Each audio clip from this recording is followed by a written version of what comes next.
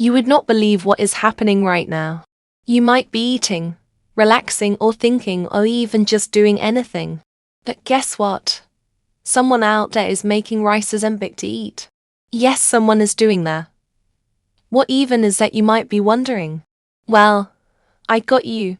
Before the end of this video, you'll find out why this is even a thing and exists in the first place. Don't relent in expanding your knowledge. Broaden your horizon by subscribing and becoming part of this family. Leave a like on this video as we take you through a wonderful tour on the mind-blowing events that played out at that period in time. Ricezempic is a homemade drink made by soaking uncooked rice in water, removing the rice, and then drinking the water. Another weight loss hack has gone viral on TikTok. This time, it's Ricezempic, a homemade drink that users claim mimics the effects of GLP-1 weight loss drugs like Ozempic, Wegovy, and Zepbound. The drink is made by soaking uncooked rice in water for a short period of time, removing and discarding the rice, and then drinking the water. TikTokers say it's best consumed first thing in the morning before you eat. The claim? Proponents say the drink triggers weight loss because it contains resistant starches. They claim that this suppresses your appetite and allows you to feel fuller for longer, similar to Ozempic. One TikToker even claims that they have lost 27 kilograms, 59 pounds, in 2 months by drinking Ricezempic. So, can this drink really mimic the effects of GLP-1 drugs and trigger significant weight loss? Health experts aren't convinced. What are GLP-2 drugs, by the way? GLP-1 agonists are medications that help lower blood sugar levels and promote weight loss. There are many different types. And they're just one part of your treatment plan if you have type 2 diabetes or obesity. Your healthcare provider can help you decide if they're right for you. I know we're familiar with the term Ozempic. It has become very popular in these recent times, even being popularized by influencers and popular figures on social media. Some people even get accused of using it due to their drastic weight loss. But what really is this drug and why are allegations attached to it? I'm going to explain everything for you, step by step. Make sure to comment your thoughts on this. Every now and then, scientists develop treatments that end up being even more popular for another condition entirely. Think of Viagra, originally for high blood pressure, now used for erectile dysfunction. Or thalidomide, a dangerous morning sickness treatment that is now a valuable cancer treatment. Well, the blockbuster drug, Ozempic, was originally developed to treat type 2 diabetes under its former name semaglutide.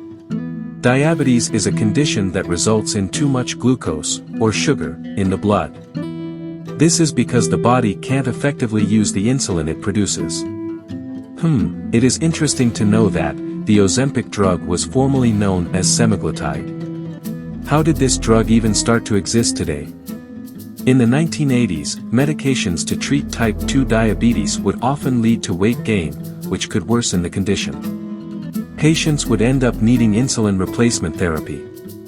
But the class of drugs Ozempic belongs to would change this and generate $21 billion of sales in 2023 alone for its maker. The start of the journey. In the 19th century, French physiologist Claude Barnard sought to explain why large amounts of glucose, the main sugar in your blood, can be taken orally, whereas if glucose is given intravenously, small amounts overload the body's systems. In 1922, Frederick Banting and Charles Best discovered the hormone insulin, which controls glucose use.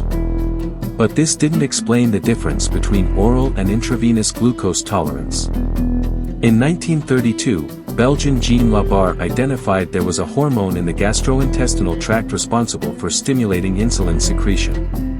Labarre named this incretin, and suggested it may be a diabetes treatment. In the 1960s, researchers showed the incretin effect was responsible for about 2/3 of people's insulin response. New and sensitive ways to measure blood hormone levels then allowed researchers to show a hormone called GIP, glucose-dependent insulinotropic polypeptide, was partly responsible for the incretin effect. This meant there must be another hormone, whose discovery had to wait until the age of cloning in the 1980s. Cloning the GLP-1, glucagon-like peptide 1, gene.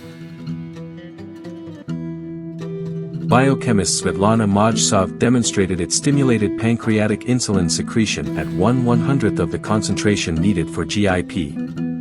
So GLP-1 was identified as the other incretin responsible for people's insulin response. The glucose-lowering effects of GIP and GLP-1 excited scientists, but they couldn't be used as medicines because they metabolized too quickly in the body. Now let's go deeper into this subject. Buckle up guys, as it's about to get even more and more interesting.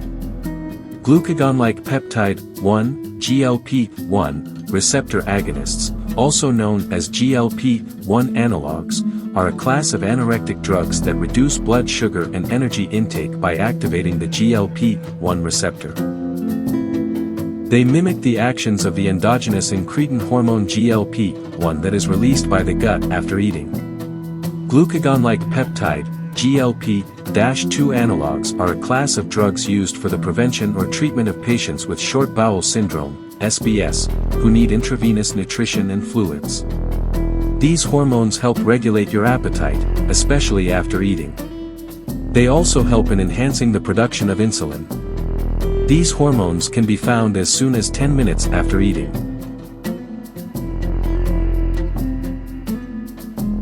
GLP-1 stays in the body hours after eating and circulates in the blood.